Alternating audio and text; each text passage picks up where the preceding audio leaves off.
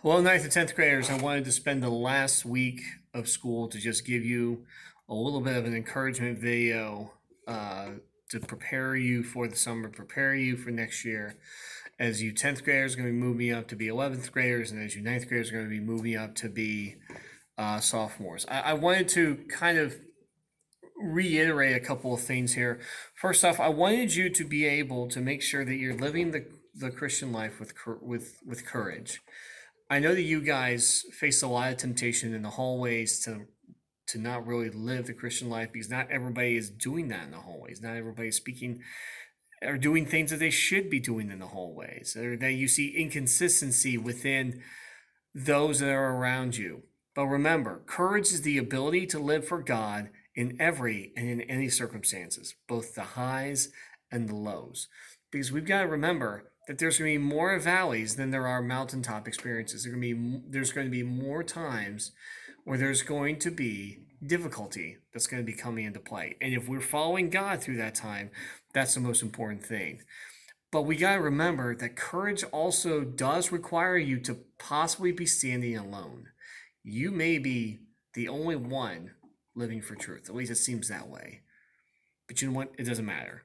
Because 1 Corinthians chapter 15, verse 58 deals with the idea, therefore, my brothers, be steadfast, immovable, always abounding in the work of the Lord, knowing that in the Lord your labor is not in vain.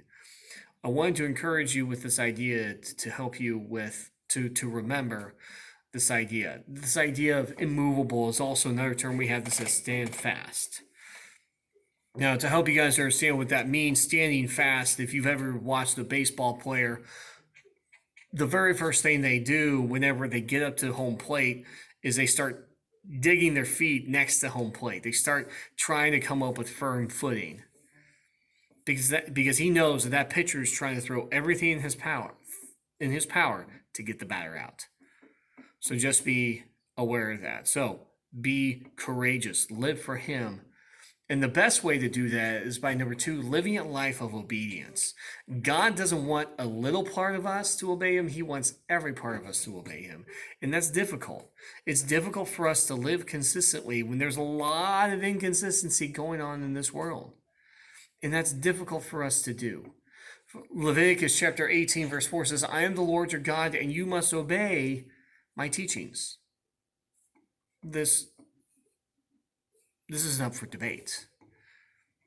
We obey God not because it's a means of our salvation, but rather it's a byproduct of our love for him. That's why we obey his commands. That's why we love God, is because we obey his commands. That's it. That's a unifying factor that shows that we love him, is if we are obeying his commands. It is never too late to turn to God if you haven't been obedient. If you haven't been living the Christian life like you should, even during this time of difficulty, just remember, God's always willing and wanting you to come back to him. And I'm hoping that you guys will do that. I'm hoping that you guys will get to that point to where you will decide that you're going to take a stand. Because in order to make a difference in this world, you've got to be different than everybody else, including everybody in the hallways at Shores. You guys are going to be the leaders of next year. You guys are going to be the leaders that are going to help pave the way for how the school is going to be. And you know what? If you really want it to be something geared towards Jesus, then you need to take a stand. It was once said that there was a pastor that was going through and he had challenged his congregation and they were praying for revival. And he said, true revival needs to happen in the seats that you're sitting in first, and then it'll go to our country. So if you want things to change, you guys need to have your own hearts worked on at that point. But also know that what we say needs to match up with what we believe. The reason why we know that is because whatever you have going into your heart, whatever you speak out, is the result of that. Garbage in, garbage out. But take comfort in knowing that God is faithful and that he loves you. But even though he loves, it's a two-sided coin. That with love comes judgment. And that if you guys are doing something you shouldn't be doing, God's going to make sure that there's punishment or judgment that will come. So it's not too late, excuse me, to be able to repent of whatever you're dealing with and turn to Christ. It's never too late. God's never going to say, you're too far gone. No. Take comfort knowing that.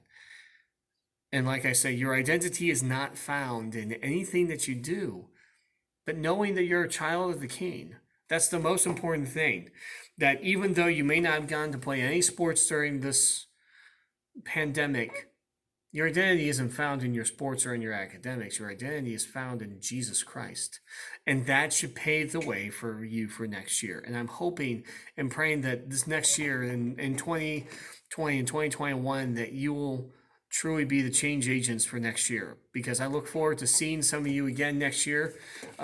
If I'm teaching 11th and 12th grade class, I will see you. And if I'm not, then you can still come by and say hi. Remember, if you guys have any questions, you can contact me at any point during the summer. You can email me about prayer concerns or prayer requests, and I am more than willing to help guide you through that process. I hope to be able to speak to you guys soon.